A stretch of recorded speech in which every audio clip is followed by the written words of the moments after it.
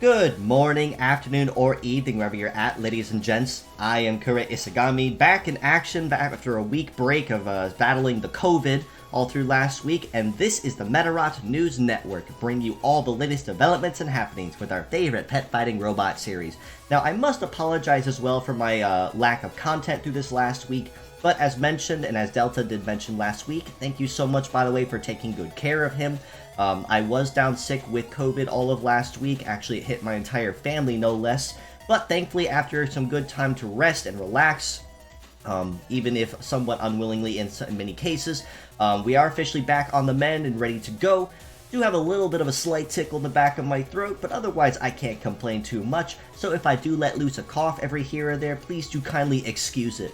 But it seems that I have come back just in time to celebrate early mid-October going into the tail end of the month with a very big piece of news that was announced, and that is the rerun of a collaboration that we had last year, actually, roughly about this same time, back in August if my records are accurate. But we are seeing the revisit and rerun of the Rockman.exe collaboration.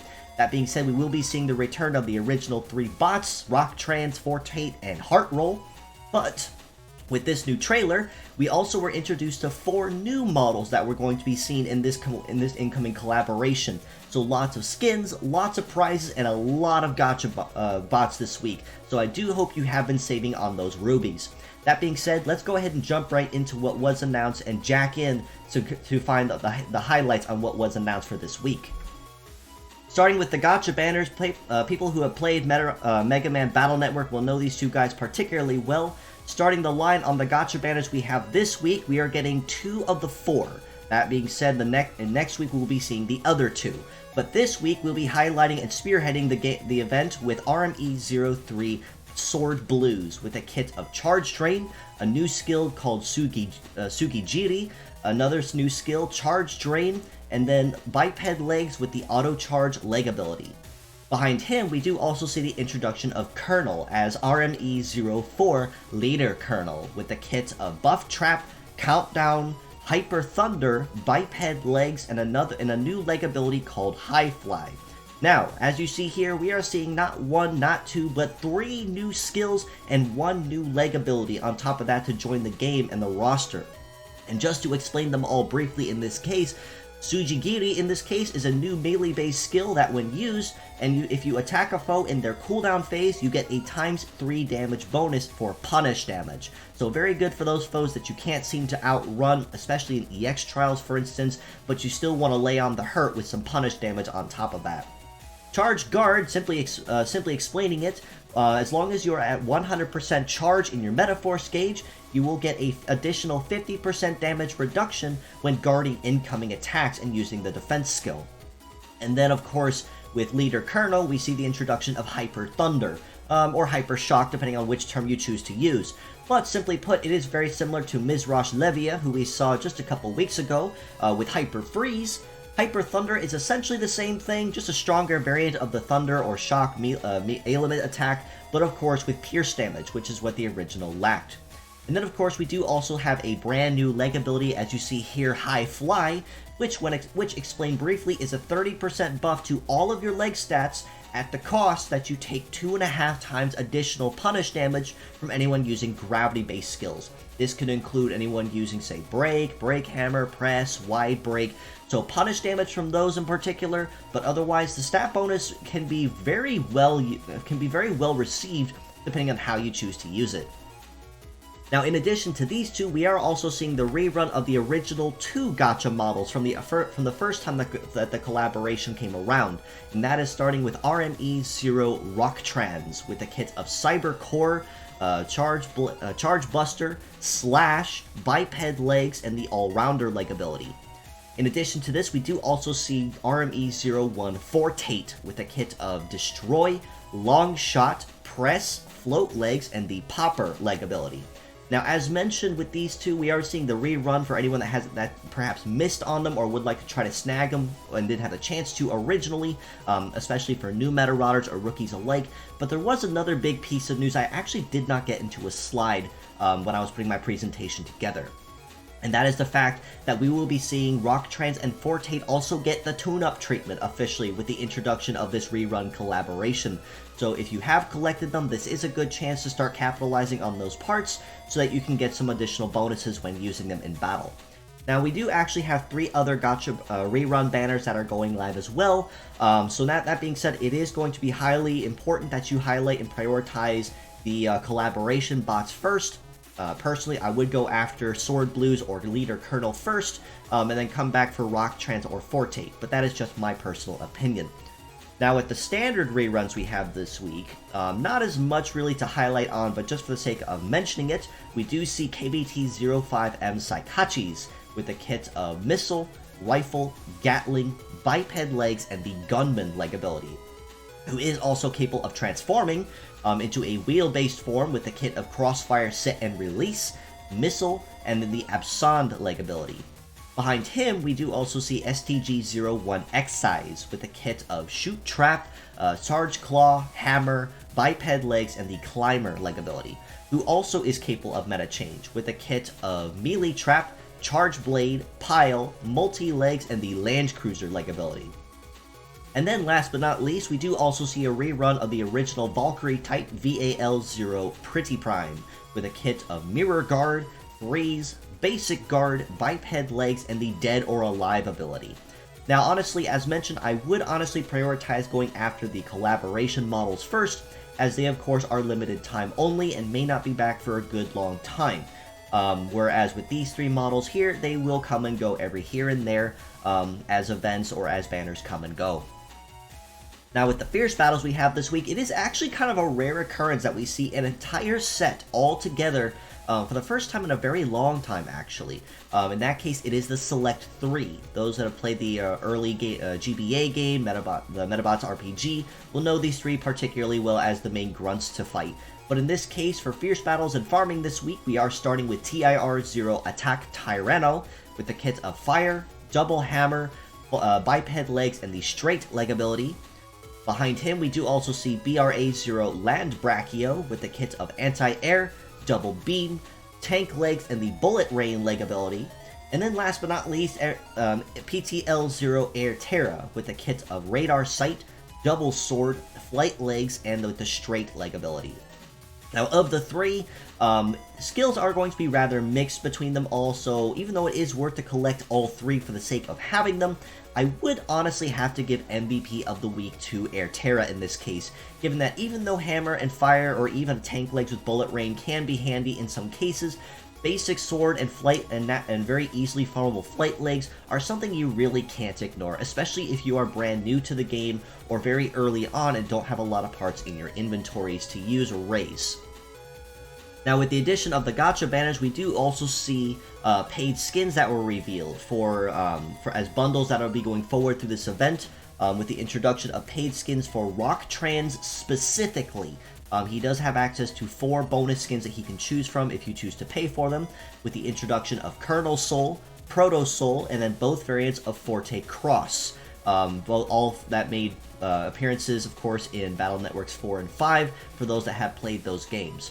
These bundles, of course, will be available for about, say, $20-25 each if my math is accurate, and also come with some additional rubies as extra bonus that you can use toward gacha banners if you do choose to buy these. Now, of course, they are entirely optional and not necessary towards any bonuses in games or in events, but if you do choose to go after them for sake of bonuses, they are here. You really can't ever go wrong with picking 1 or 2 of them up. Now, of course, we are also seeing the introduction of Medarots officially to join the collaboration as well as the relatively new mechanic to the game. But with this, we are highlighting the super rares, in this case of Ikki, Arika, and Koji. In particular, the skills that they are offering. Ikki in particular will offer you to bypass 1 trap placed against you on the field, and this effect will last until 1 trap has been bypassed or until 3 turns have been completed, whichever one comes first. Arika in this case will grant you a bonus to a 20% bonus to your heat and cool upon activation, and if you are using the field repair skill specifically, you get an additional 40%.